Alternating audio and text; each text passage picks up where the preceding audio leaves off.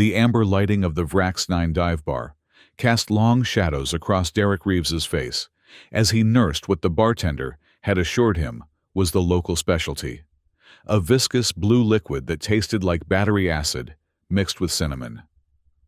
3 days into this uneasy diplomatic mission, and he was already regretting accepting the assignment.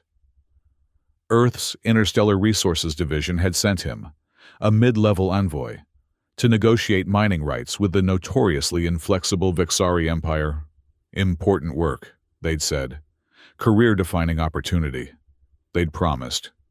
Nobody had mentioned the cloying odors of burnt fuel and fermented alien brews that would permeate his nostrils at every turn. "Your situational awareness is concerningly deficient," came the stern voice beside him. "3 potential threats have entered since we arrived. You've noticed none of them." Derek glanced sideways at Commander Kiara Valshar, his assigned Vexari security detail. She towered over him by at least a foot, her lavender skin seeming to absorb the bar's dim light rather than reflect it. Her posture remained ramrod straight despite the relaxed atmosphere. If you could call the tense, suspicious glances from the bar's other patrons relaxed. "Maybe I've been distracted by the battery acid they're serving as refreshments," Derek muttered, pushing the glass away. "Or maybe I'm just trying to enjoy an hour away from diplomatic doublespeak and treaty clauses." Kiara's face remained impassive, but Derek had learned to notice the subtle shifts in her skin tone, a darkening around her neck that indicated disapproval. The Vexari were infamous for their emotional discipline, but their bioluminescent skin betrayed what their expressions concealed. "The peace treaty between our worlds is fragile," she reminded him. "The hegemony would gladly see us at each other's throats again. Your safety is paramount to maintaining stability." Derek sighed. The hegemony, a shadowy third power that lurked on the fringes of both Earth and Vexari space, had been working to undermine their tentative alliance for years. Any diplomat sent to Vrax 9 was a potential target, though Derek had never considered himself important enough to warrant assassination.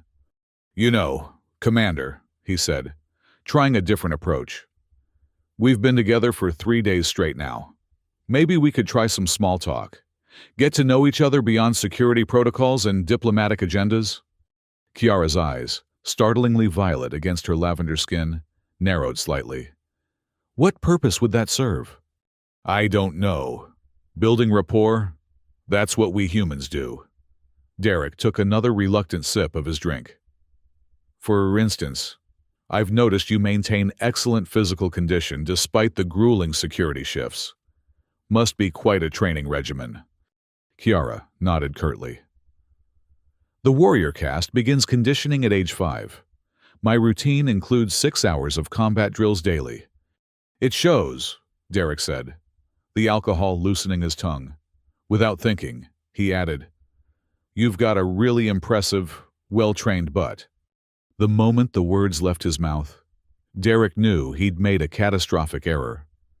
Kiara's skin flashed a brilliant crimson that swept from her face down to her neck.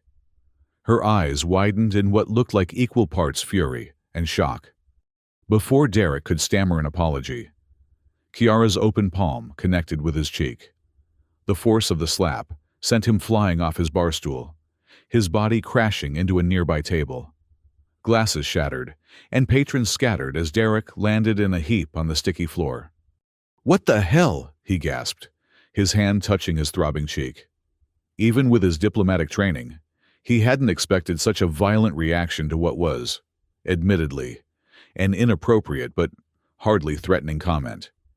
Kiara stood over him, her skin still pulsing between crimson and a deep purple. "You presume to initiate formal courtship? Here? Now?"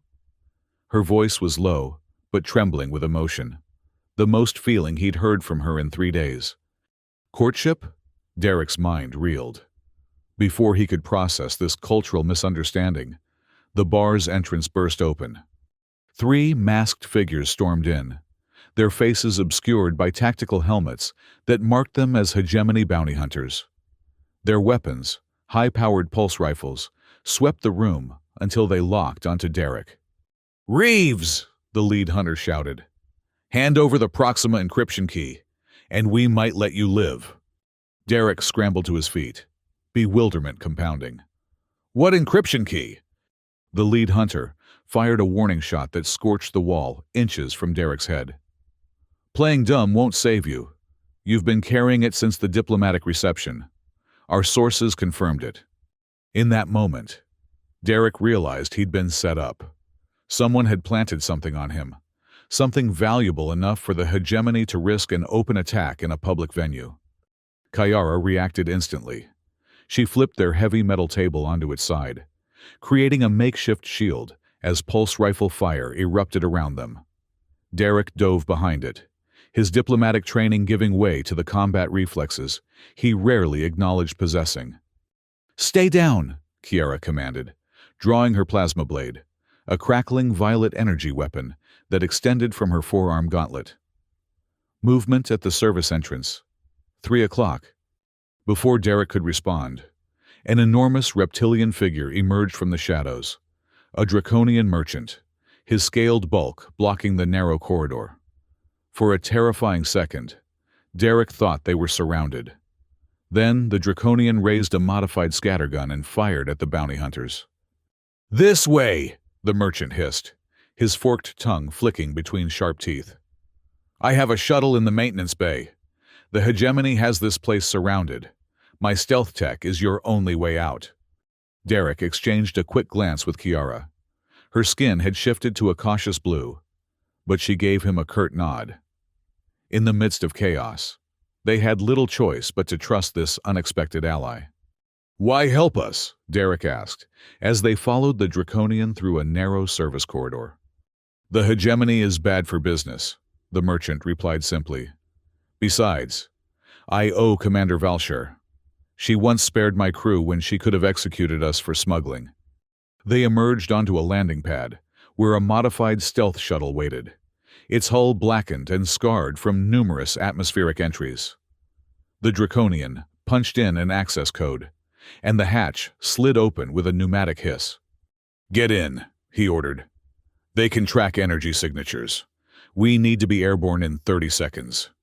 As they strapped in, Derek felt the engines rumble to life. Through the viewport, he saw the bounty hunters burst onto the landing pad, their weapons raised. The shuttle lurched upward just as a pulse rifle blast scorched its underside. "That was too close," Derek muttered, his heart pounding as the shuttle accelerated into Vrax 9's murky atmosphere. "I never thought my flippant comment would land us here." Kiara's skin had returned to its normal lavender hue, but her expression remained severe. "Your human directness is disorienting, but that is irrelevant now. We need to determine what they believe you possess."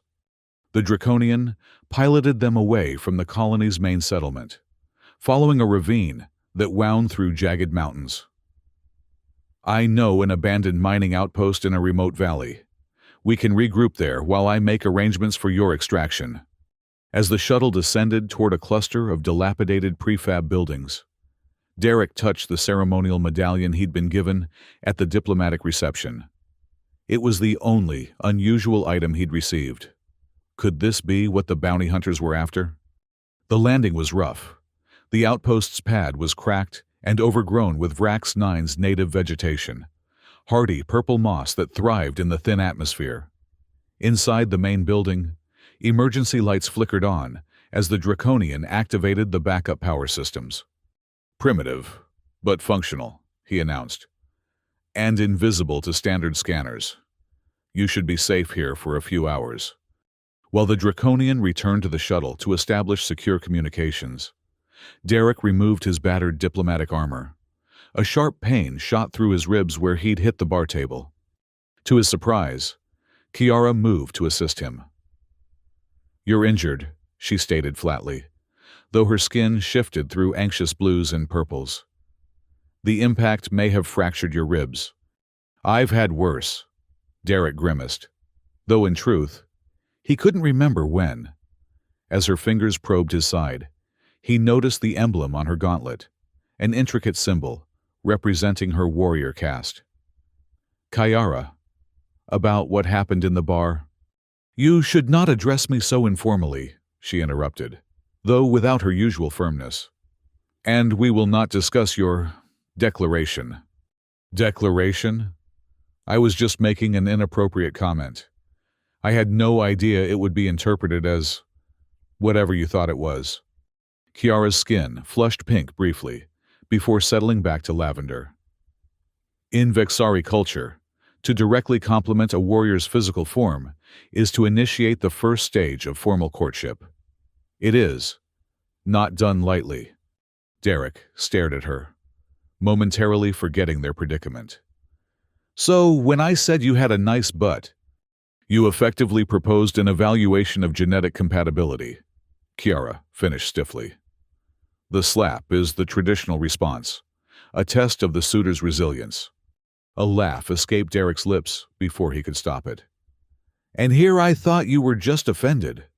The faintest twitch of Kiara's mouth might have been a suppressed smile, but it vanished too quickly to be sure. We have more pressing concerns. What is this encryption key they believe you possess? Derek's hand went to the medallion again. This is the only unusual item I've received since arriving. Ambassador Harrington presented it at the reception. Kiara took the medallion, examining it with critical eyes. Her fingers found a nearly invisible seam along its edge. With a precise application of pressure, the medallion split open, revealing a tiny data chip embedded in its core. The Proxima key, she breathed, her skin paling to a light blue. But why would they? Derek peered at the chip. Can we access it? Find out what's so important?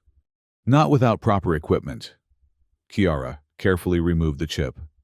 But this confirms you were set up. Someone placed this in the medallion, knowing the hegemony would come for it. The Draconian returned, his scaled face grim. Bad news.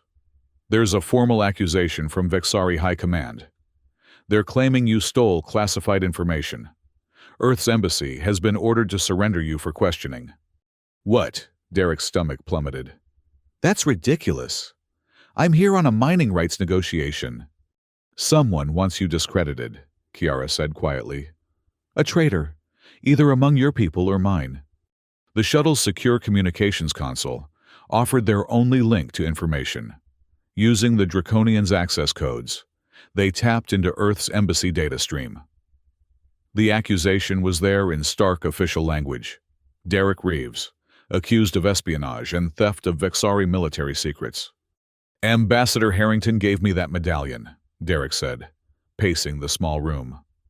But would he knowingly set me up? We've worked together for years. Kiara's focus shifted to the data flowing across the screen. We need to know what's on this chip, and who planted it. The embassy, Derek decided. If we can access Ambassador Harrington's private terminal, we might be able to decrypt the chip and find out who's behind this. You propose infiltrating the Vexari embassy? Kiara's skin flickered with concern. It's heavily guarded. If we're caught, you'll be arrested, and I'll be executed for treason. You could turn me in, Derek suggested, though the thought sent a chill through him. Claim you captured me. Kiara's eyes flashed. I will not betray my assigned charge. Her hand went to her plasma blade. Besides, if there is a traitor among the Vexari command, surrendering you might ensure the chip falls into the wrong hands. The conversation halted as the outpost's perimeter sensors chimed a warning. The Draconian checked the display and hissed. Hegemony tracking drones. They're sweeping the valley. Our hideout is compromised. How long do we have? Derek asked. An hour, maybe less. Derek and Kiara exchanged looks. The embassy it is, Derek said. We need to move fast. Under cover of dusk, the stealth shuttle approached the massive structure that housed the Vexari embassy. Unlike Earth's diplomatic facilities, all curved glass and botanical gardens, the Vexari embassy resembled a fortress. Angular metal plates rising from the rocky terrain like an alien growth. There's a maintenance access point on the eastern face, Kiara explained as they prepared. Used for environmental system repairs. Security rotates every 4 hours, creating a 3-minute window. The Draconian set the shuttle down in a ravine 2 kilometers from the embassy. This is as close as I dare go. Their perimeter sensors will detect anything larger than a personal transport. We'll proceed on foot, Kiara decided. She handed Derek a small device. Attach this to your belt. It will mask your biorhythms as Vexari for approximately 30 minutes. The trek to the embassy was tense, both of them scanning for patrols. As they approached the looming structure, Kiara checked her chronometer. 50 seconds until the window opens. Follow exactly in my footsteps. The maintenance tunnel was narrow, clearly designed for the more slender Vexari technicians rather than humans. Derek squeezed through, grateful for the adaptive camouflage of his diplomatic suit, which had morphed to match the metallic sheen of the tunnel walls. Inside, the embassy hummed with activity despite the late hour. They navigated through service corridors, avoiding the main halls where dignitaries and staff would be present. Twice they pressed into alcoves as patrols passed, Derek holding his breath until the guard's footsteps faded. Ambassador Harrington's office should be on the next level, Derek whispered. There's a diplomatic wing where Earth representatives conduct business. They ascended via a rarely used emergency stairwell, emerging into a corridor lined with ornate doors. Each bore the emblem of a different Earth nation or colony. At the far end stood a larger entrance marked with the unified Earth seal.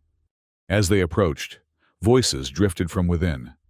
Derek motioned for Kiara to stop, pressing his ear against the door. The Proxima key is secure. The voice belonged to Ambassador Harrington, a man who had mentored Derek since his first diplomatic posting. We assume so. This voice was unfamiliar, deeper, with the distinctive resonance of a Vexari. But our operative has not checked in. The human diplomat may have discovered it. Impossible, came a third voice, one Derek recognized as Deputy Elliot, Harrington's right-hand man. Reeves is a mid-level fool. He has no idea what he's carrying. And if the hegemony captures him, asked the Vexari voice. Then they get what we want them to have, Deputy Elliot replied coldly. The encryption key contains exactly what will drive them to attack.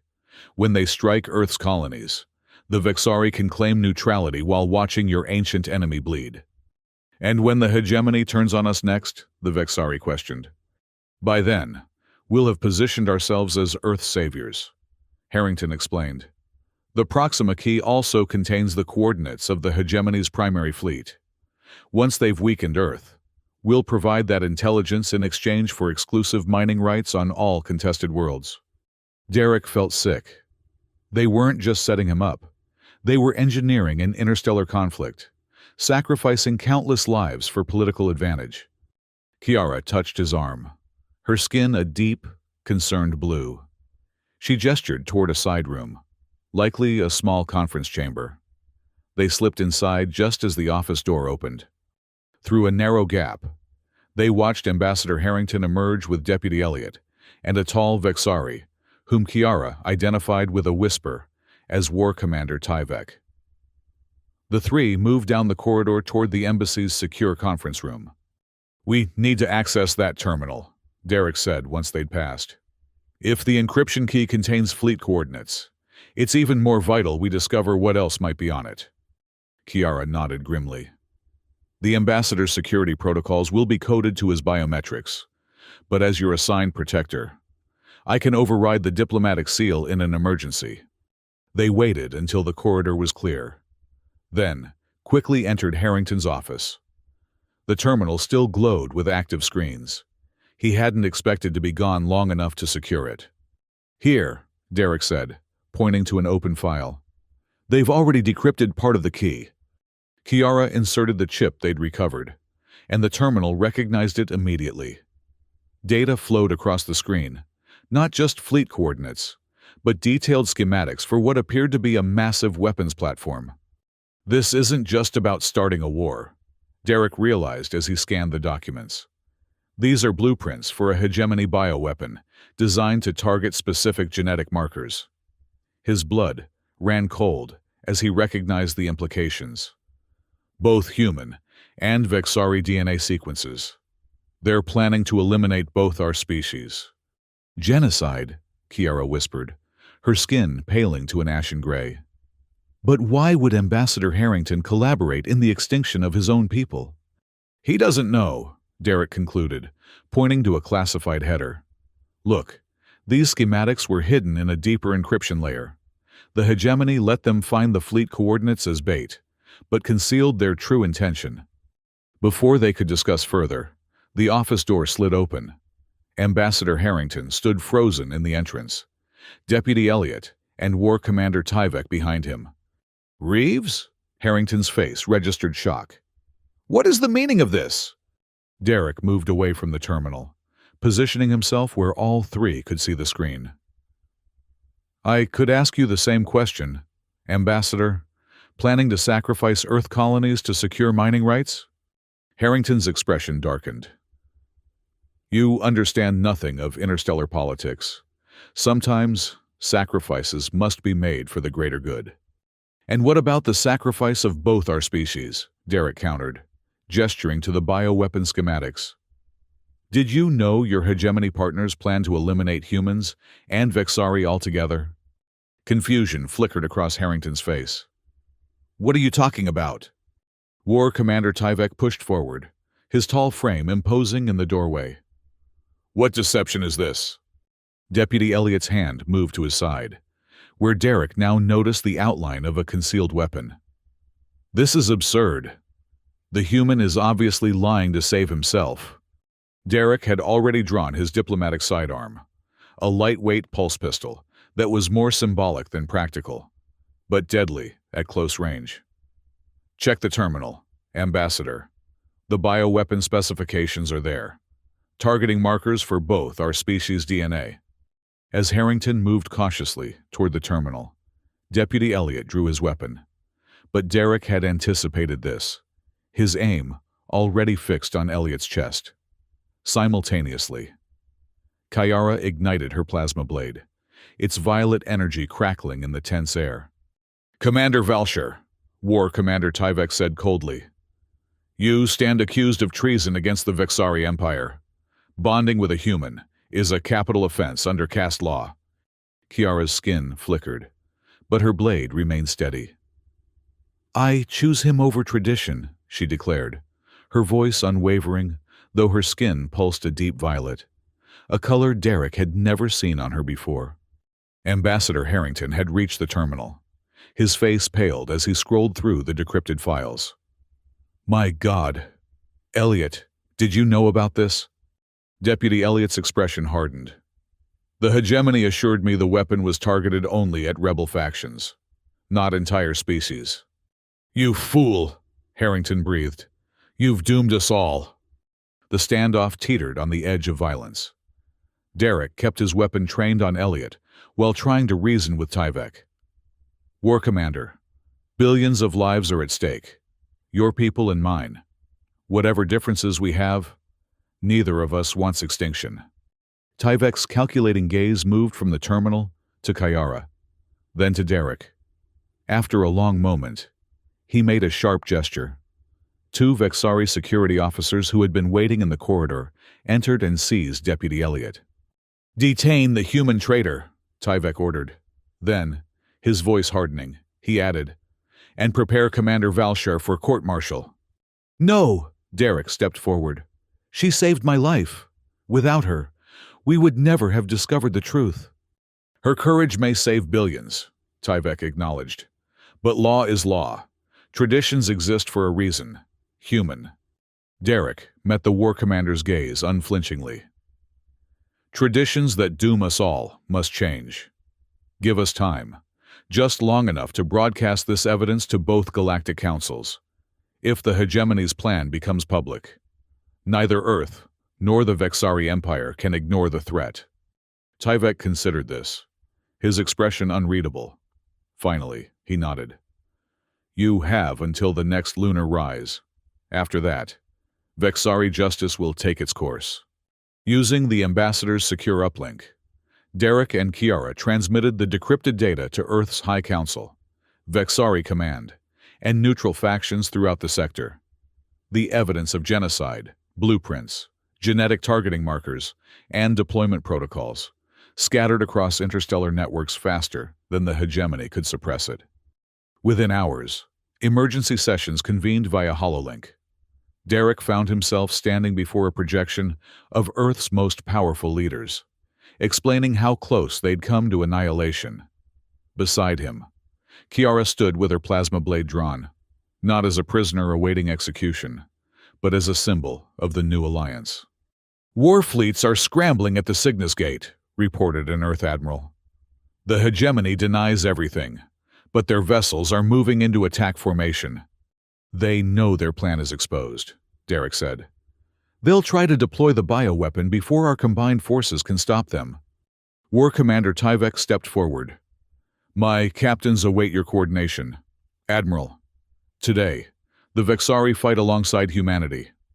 The next hours passed in a blur of strategy sessions and fleet deployments. The hastily formed alliance faced its first test as hegemony cruisers poured through the Cygnus Gate, a strategic choke point at the edge of Vexari Earth space. To everyone's surprise, Tyvek himself suspended Kiara's court-martial.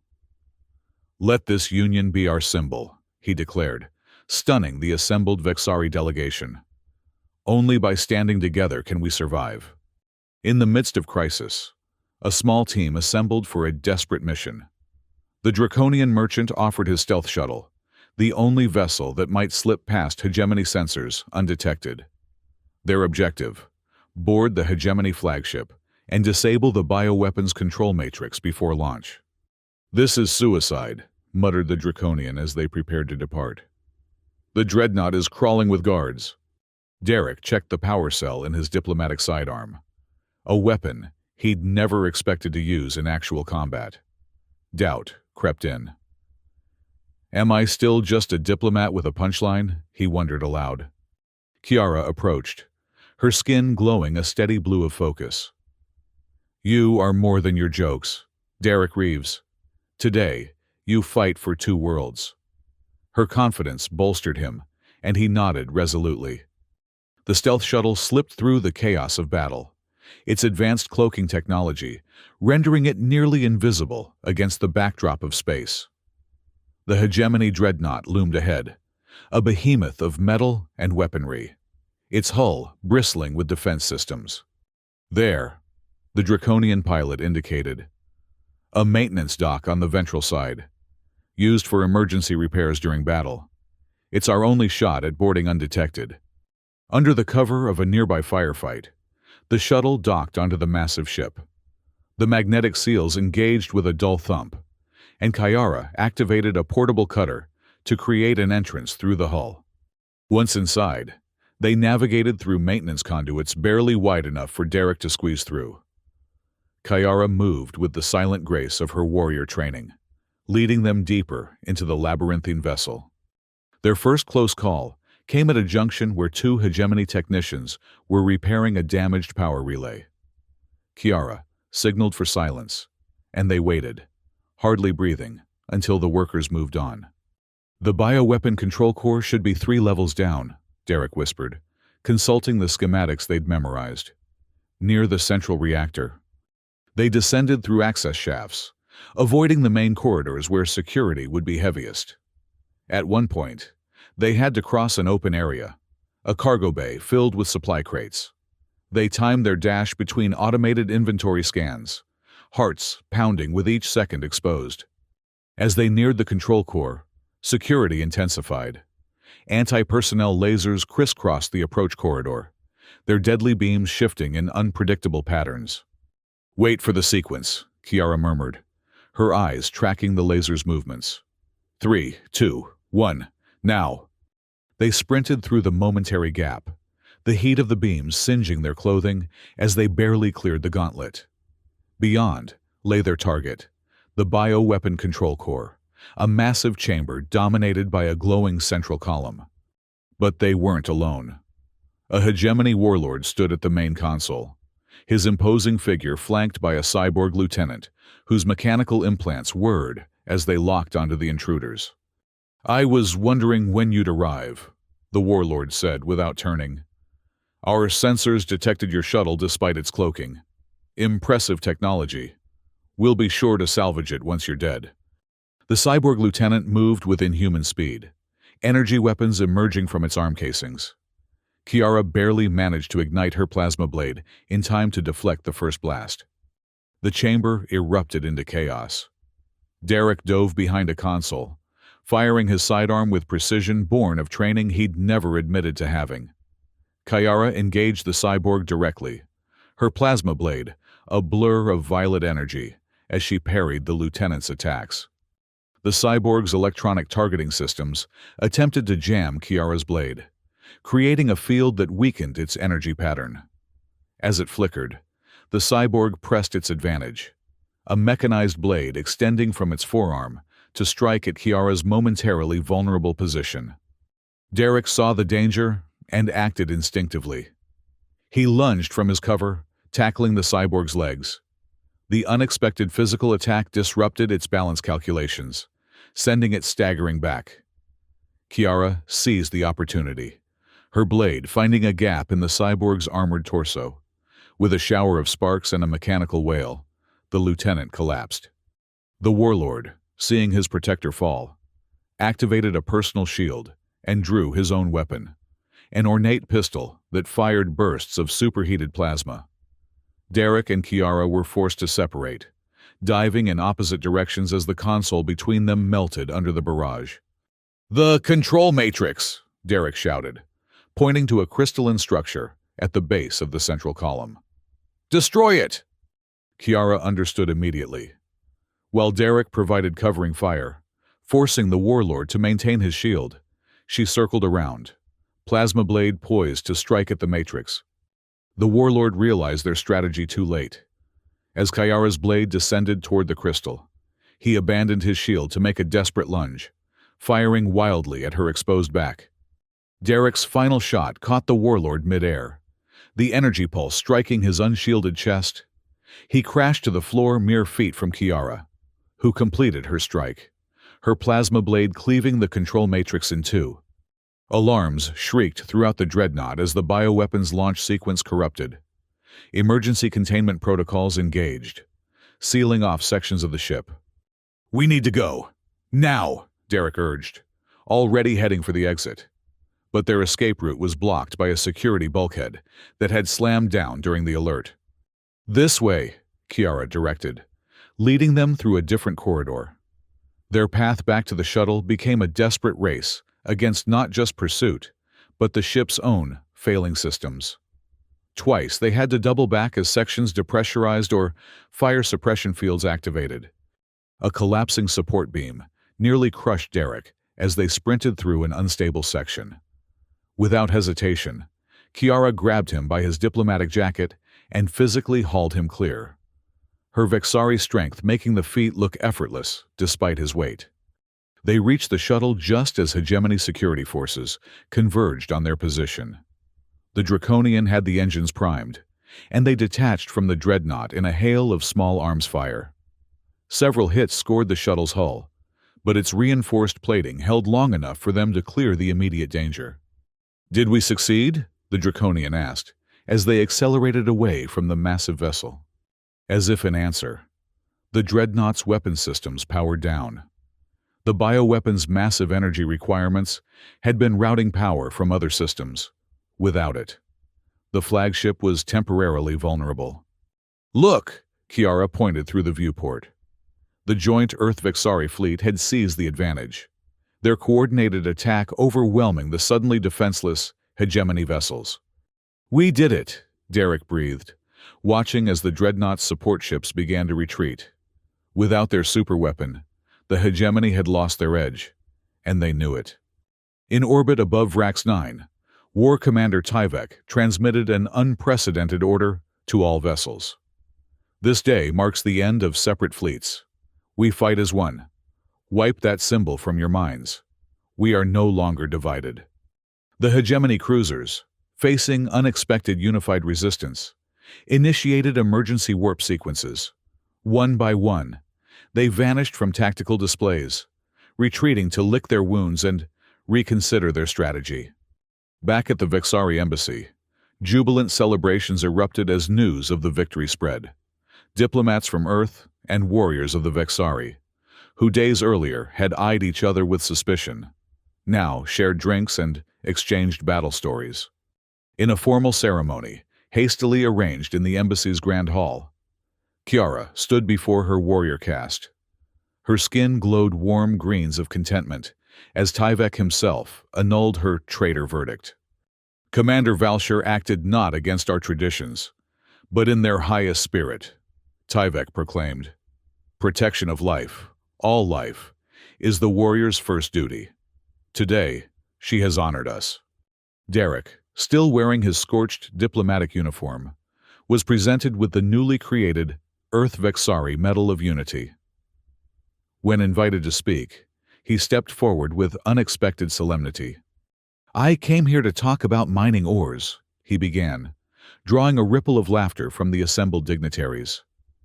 "But I discovered something far richer, trust and love between two worlds." His eyes met Kiara's across the chamber. Her skin shimmered with hints of violet, a color he now understood signified deep emotional connection. "Today we faced extinction together and survived," Derek continued. "But the hegemony remains a threat. They will regroup, adapt, and try again. Our alliance cannot be a temporary measure of convenience. It must become the foundation of our shared future." Ambassador Harrington, humbled by his unwitting role in the conspiracy, nodded in solemn agreement. Earth commits to a permanent alliance. No more separate agendas. No more hidden motives. Later, as the formal reception wound down, Derek found Kiara on a balcony overlooking Vrax 9's twin moons. The larger orb cast a golden glow across her features, softening her warrior's demeanor. "So," Derek said, joining her at the railing, "about that comment in the bar." Kiara's skin rippled with a hint of pink. "It seems your human directness has its merits.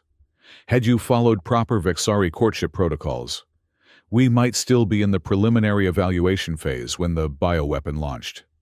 Derek laughed. "Is that your way of saying my inappropriateness saved the galaxy?" "Perhaps." The faintest smile touched her lips. "Though your technique requires refinement." "I'm a quick study," Derek promised. After a moment's hesitation, he added more seriously, "What happens now? With us?